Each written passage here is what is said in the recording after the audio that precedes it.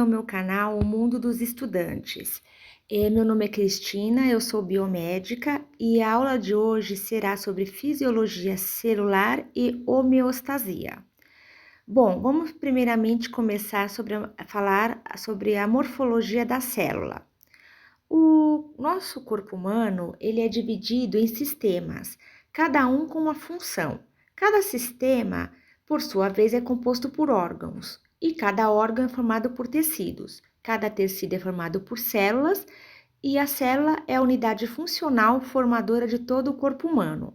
As células animais são basicamente formadas por uma membrana plasmática que a envolve, encerrando seu conteúdo, pelo núcleo, onde se encontram os cromossomos, os ribossomos, responsáveis pela síntese de proteínas, pelo retículo endoplasmático, relacionado com a síntese de lipídios, pelo complexo de Golgi, vinculado à secreção celular, pelos centríolos, relacionados com a divisão celular, pelos lisossomos, que são responsáveis pela digestão celular, e pelas mitocôndrias, relacionadas com a síntese de ATP, que é a nossa molécula energética.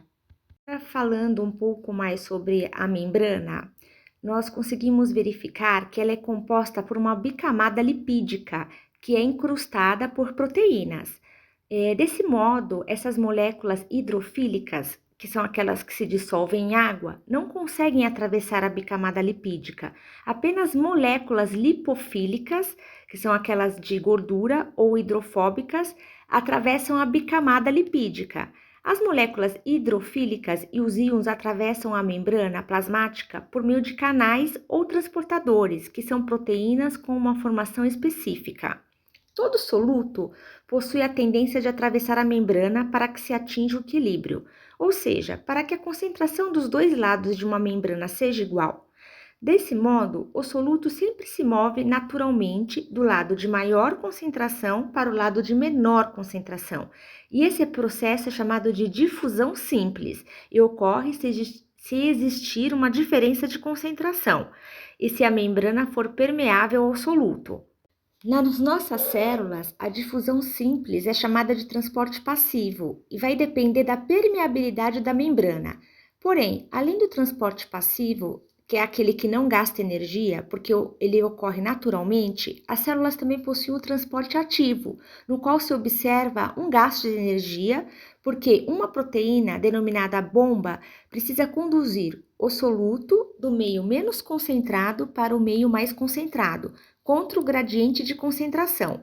O transporte ativo mais importante das células é realizado pela potássio, que mantém altos níveis de sódio no meio extracelular, que é fora da célula, e altos níveis de potássio no meio intracelular, dentro da célula, bombeando sódio para fora da célula e potássio para dentro da célula, sempre com gasto de energia, que é o ATP. Contudo, quando o soluto é impermeante, não atravessa a membrana plasmática, ele provocará o processo de osmose, que é o fluxo de água. Em função disso, os solutos impermeantes são chamados de osmoticamente ativos. A água se movimentará para atingir o equilíbrio das concentrações. Desse modo, ocorre osmose, movimento de água da célula para o meio, quando ele é hipertônico, meio com osmolaridade maior que a da célula. Quando o meio é hipotônico, quando a osmolaridade é menor que a da célula, a água se movimentará do meio para a célula. Se o meio for isotônico, osmolaridade igual à da célula, não ocorrerá fluxo de água. Vamos falar um pouquinho agora sobre o potencial de ação. Os solutos mais comuns encontrados no nosso corpo são os sais de sódio, de potássio, o cálcio, o cloreto, o fosfato, o magnésio e o bicarbonato.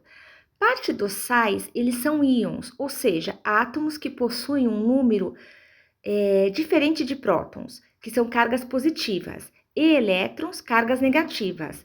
Os cátions, como sódio, potássio, cálcio e magnésio, são íons positivos. Eles possuem mais prótons que elétrons. Os ânions, como o cloreto, são íons negativos, que possuem mais elétrons do que prótons. A quantidade de íons dentro e fora da célula não é igual, fazendo com que a quantidade de cargas elétricas dentro e fora da célula seja diferente. Se existe diferença nessas cargas elétricas através da membrana plasmática, podemos concluir que existe uma diferença de potencial elétrico, ou seja, uma diferença de voltagem. Nas células humanas, encontramos muito sódio no meio extracelular e pouco no intracelular, bem como muito potássio no meio intracelular e pouco no meio extracelular. Essa distribuição, assim como a diferença de permeabilidade dos íons, o potássio é mais permeante, faz com que o meio extracelular seja mais positivo que o intracelular, certo? E na maior parte das células que não houver estímulo, essa configuração gera uma voltagem de 0,09 volts. E essa diferença de potencial é chamada na célula de potencial eletroquímico. Na célula em repouso, esse potencial é conservado graças ao funcionamento da bomba de sódio e potássio, que mantém os níveis dos dois íons sempre constantes. Um dos modos que uma célula recebe ou transmite um sinal é por meio da alteração do seu potencial de membrana. Um exemplo importante é a célula do neurônio, que conduz seus impulsos nervosos por meio de alterações muito rápidas da voltagem de sua membrana plasmática. Para alterar o potencial de uma membrana, é necessário permitir a movimentação dos íons, também chamada de corrente iônica. Os íons hidrolifílicos cruzam a membrana plasmática através de canais iônicos, que são proteínas transmembranas com um orifício, como um cano. A maior parte dos canais possuem duas configurações, abertos ou fechados. O neurônio ele vai transmitir impulsos por meio de uma variação muito rápida do potencial da membrana. Essa variação rápida ela é chamada de potencial de ação. Durante o potencial de ação, o que acontece? Abrem-se os canais de sódio, existe entrada de sódio na célula e ocorre um influxo de sódio, na verdade. Quando é entrada de sódio, chamamos de influxo de sódio. O interior da célula fica com mais cargas positivas, o potencial elétrico da membrana fica positivo, ocorre, portanto, uma despolarização, fecham-se os canais de sódio, abrem-se os canais de potássio, onde vai existir saída de potássio da célula, que é o efluxo de potássio. O interior da célula volta a ficar com menos cargas positivas, ocorre uma repolarização. E vamos também ter a bomba de sódio e potássio, que restabelece a situação inicial. Por meio do potencial de ação, os estímulos serão propagados pelos neurônios para o desenvolvimento das diferentes funções orgânicas. Agora vamos falar um pouco sobre a contração muscular. Uma das funções mais importantes do nosso corpo é o movimento. A movimentação do corpo ele vai depender da contração dos nossos músculos. A contração ela vai ser estimulada por potenciais de ação, assim como estamos estudando, né? Um músculo esquelético, que é responsável pelo movimento corporal consciente, é formado por células musculares esqueléticas, também chamadas de fibras musculares. Cada fibra muscular é composta por uma sequência de sarcômeros, que vão ser as unidades funcionais da contração. Cada sarcômero é formado por filamentos finos e filamentos grossos. Os filamentos finos, eles são constituídos por uma dupla hélice de actinas. A actina é uma proteína globular, além de troponinas e tropomiosina, também que são proteínas. Os filamentos grossos, eles são formados principalmente por miosinas, que são proteínas que funcionam como motores. A membrana plasmática da fibra muscular também possui uma estrutura diferenciada, com a presença de túbulos T, que são invaginações da membrana. Aos lados do túbulo T, no meio intracelular, existem cisternas do retículo sarcoplasmáticos, formando as tríades. Durante a contração muscular, o potencial de ação ele vai se propagar pela membrana plasmática, sendo conduzido pelos túbulos T. Aí vai ocorrer uma despolarização dessa membrana plasmática que vai causar a abertura dos canais de cálcio da cisterna, liberando altas concentrações de cálcio para o citoplasma. Em seguida, o cálcio acaba se ligando às troponinas, alterando sua conformação. arrastando as tropomiosinas. Essa nova conformação permite a ligação da miosina com a quitina. A miosina, então, vai quebrar uma molécula de ATP e muda de conformação, arrastando a quitina. Desse modo, a miosina funciona como um motor, convertendo energia química, que é a quebra de ATP, em energia mecânica, através da movimentação da quitina. Ao movimentar as actinas, o sarcômero diminui de tamanho. Todos os sarcômeros diminuindo de tamanho causarão encurtamento da fibra muscular. Todas as fibras encurtando, teremos a contração do músculo, ou seja, a força da contração será a soma das forças geradas por cada miosina. Como fim dos potenciais de ação, os canais de cálcio da cisterna se fecham. O cálcio é bombeado para dentro do retículo sarcoplasmático, diminuindo a concentração de cálcio no citoplasma. Sem o cálcio, as troponinas voltam para a conformação de repouso, levando a tropomiosina para sua localização original, que impede a ligação da quitina na miosina. Sem ligação da quitina na miosina, o processo de contração se finaliza e o músculo vai relaxar. Agora vamos falar um pouco sobre a homeostase. O potencial de ação e a contração são alguns dos processos celulares que permitem que o organismo humano se mantenha vivo, executando as suas diversas funções, certo? Homeostase significa que devemos manter o meio interno do corpo sempre constante. Diversos fatores orgânicos devem ser mantidos dentro de faixas de normalidade e o corpo atua intensamente para manter a sua homeostase, né? E dessa forma a sua vida. São fatores homeostáticos que não podem variar além da faixa de normalidade, a nossa temperatura corporal, o pH, a osmolaridade, a água, o nível de sódio, potássio, o nível de oxigênio, o nível de cálcio e dos nutrientes. Para manter a homeostase, o corpo humano ele possui complexos sistemas fisiológicos de controle, né?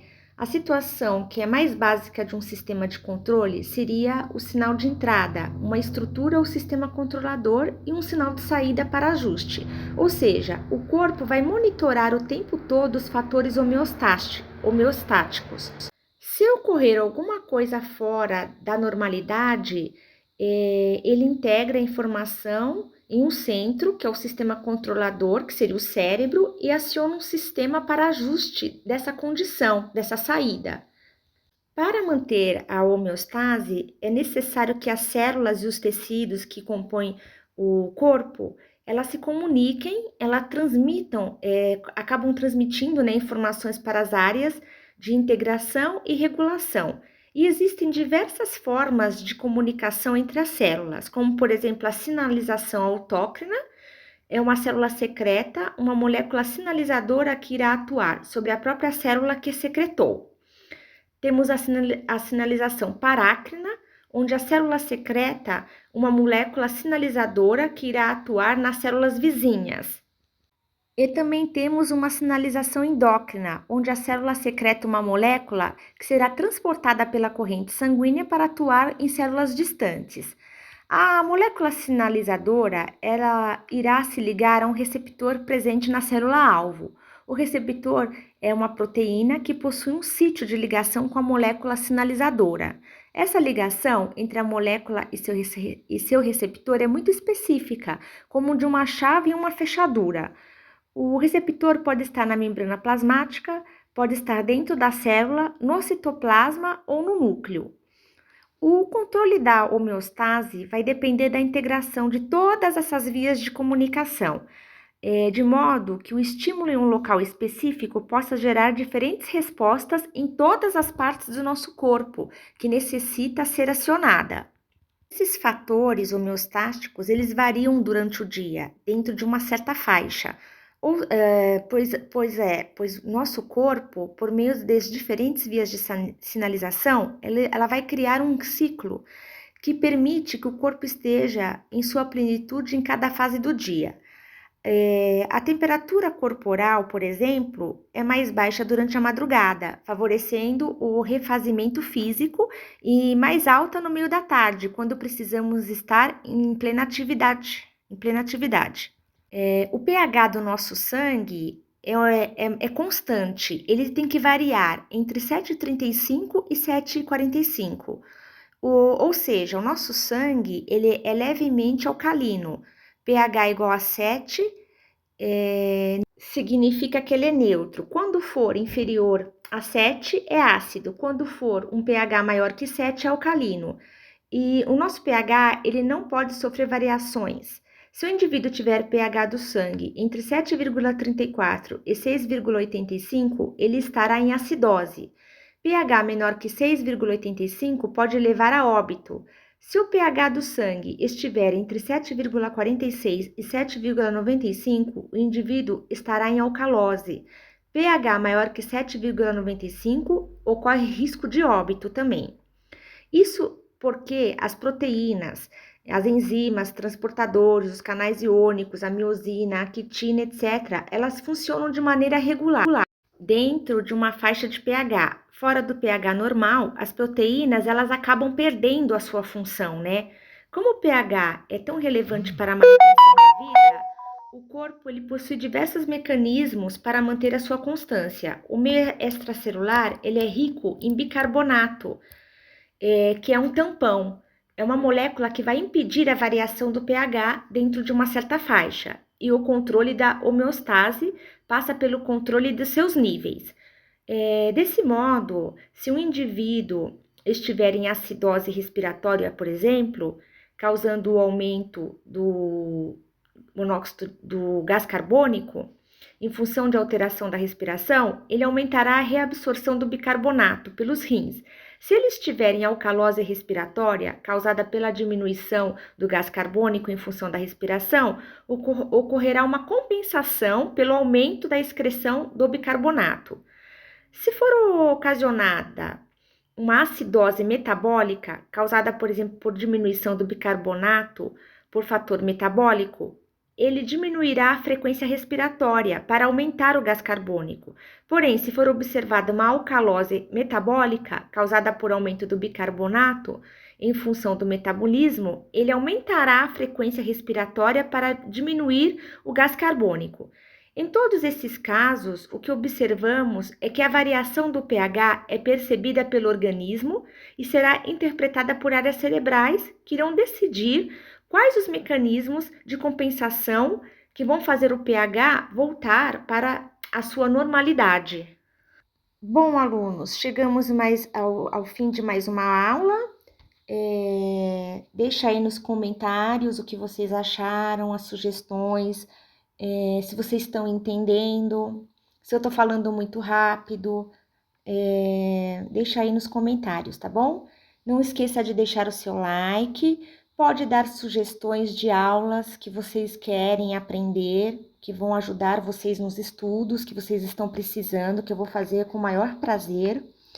Não esqueça de deixar o seu like, de se inscrever, de compartilhar o vídeo para os seus colegas, né, para os seus colegas de sala. Então é isso, muito obrigada e até breve.